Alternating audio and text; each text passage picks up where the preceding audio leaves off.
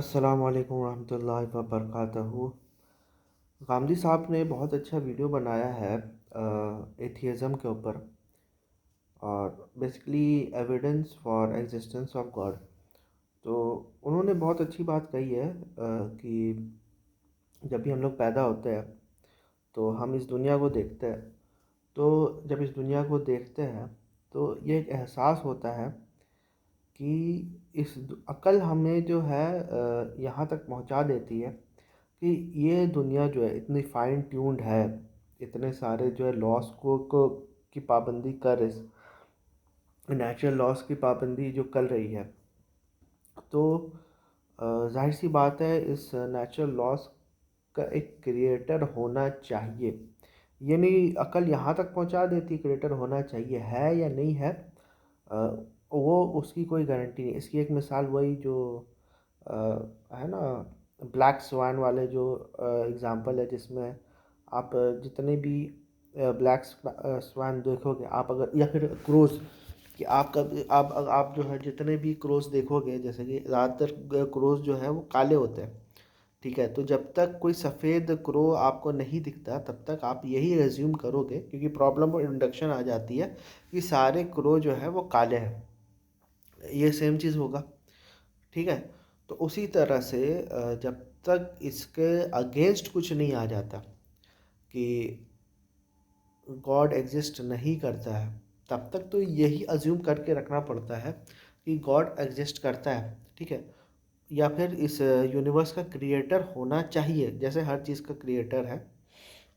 ठीक है, वैसे हर ऑब्जेक्ट का क्रिएटर है, तो यूनिवर्स का भी क्रिएटर होना चाहिए। उसमें एक और ये भी चीज़ है, जैसे अपने बारे में लगता है कि क्या हम लोग क्रिएटर है या क्रिएशन है। तो हम लोग खुद जो है अब ये बात जान चुके कि हम लोग एक ड्रॉप ऑफ स्पर्म से बने हुए हैं। ठीक है, फिर पूरा प्रोसेस हमें ऑलरेडी पता है कि हम लोग एक ड्रॉप ऑफ स्पर्म से बने हुए हैं। तो हम लोग तो खुद एक क्रिएशन ही है जो कि रिप्रोड्यूस होते जा रहे हैं। तो ये भी कंफर्म हो गया कि हम लोग क्रिएशन है।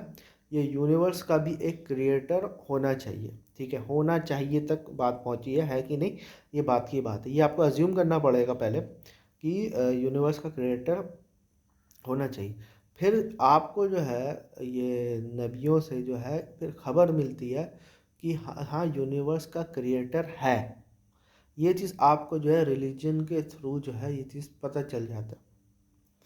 ठीक है, और ये जो है जिस तरह से एस्टैब्लिश हिस्ट्री होती है, उसी तरह से ये खबर जो है हमें नबियों के तरफ से पहुंच जाती है, या रिलीजन के थ्रू या रिलीजियस किताबें के थ्रू ये बात पता चल जाती है कि इस संसार का एक खालिक है।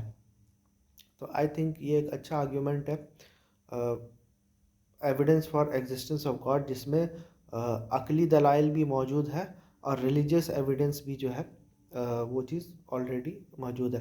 जैसे आज भी अगर मैं कोई किताब पढ़ता हूँ, या फिर कोई भी हो साइंटिफिक एक्सपेरिमेंट पढ़ता हूँ, या फिर कोई साइंटिफिक वीडियो को देखता हूँ, तो ये चीज़ अज्यूम करके देखता हूँ कि भाई इसने इस किताब किसी ने लिखी है।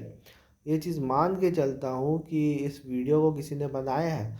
कोई भी एक्सपेरिमेंट है, ये साबित करने की ज़रूरत नहीं है कि वो एक्सपेरिमेंट को परफॉर्म करने वाला भी कोई है। ठीक है, उसके बाद आपको बाद में पता चल जाता है कि अच्छा फलां बंदे ने जो है उस एक्सपेरिमेंट परफॉर्म किए हैं, वो फिर उसका इंट्रोडक्शन अलग से फिर दूसरे सोर्स से मिल जाता है। उसी तरह से जब आप इस दुनिया को देखते हो, अपने आप को देखते हो, तो आपका माइंड ये मान जाता है कि इस दुनिया का जो है खालिक ऑलरेडी मौजूद है। उसके बाद नबियों के ख़बर से, जो कि रिलीजियस बुक्स के फॉर्म में होती है, आपके इस एक तरह से कंफर्मेशन बायस हो जाता है। ठीक है, आप के जो असम्पशन था उसका कंफर्मेशन हो जाता है कि हाँ, तुम्हारे फितरत में जो बात कही जा रही है वो बात एक्चुअली में सच है। तो आई थिंक इस चीज़ को इस तरह से अप्रोच करना चाहिए।